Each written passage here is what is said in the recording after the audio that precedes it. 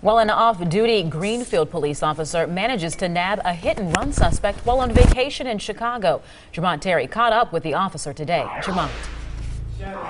Ever been to Chicago, you know Michigan Avenue is busy with cars and people, especially this time of year. The Tweedy family from Greenfield drives down every year to enjoy the lights on the Magnificent Mile. But this year's vacation goes down for the record books.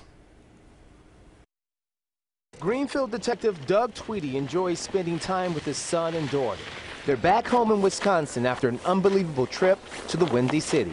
All of a sudden, it just felt like the whole van just shook, and I was like, oh my God, what happened? Take a look at the damage to their van. This silver Dodge slammed into the Tweedy's van and 3 other cars on Michigan Avenue before crashing outside the John Hancock building. I could see the smoke from the airbags. So Detective Tweedy figured the guy needed help. I got out of the car, and the Dodge car was, got up in the distance. But he quickly discovered this was no accidental crash. He spotted the Chicago officer coming for the driver with his gun out.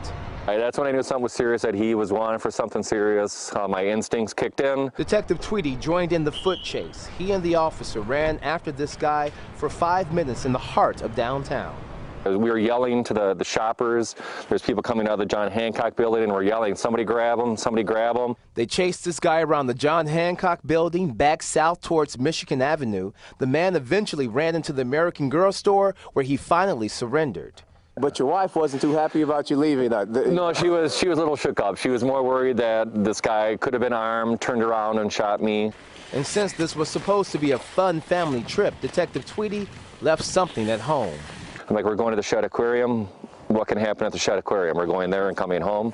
So I didn't carry my gun yesterday. Thankfully, the Tweedys are safe, but the van needs some work. They told me that the guy didn't have insurance on his car, so my Christmas present to me is my $500 deductible.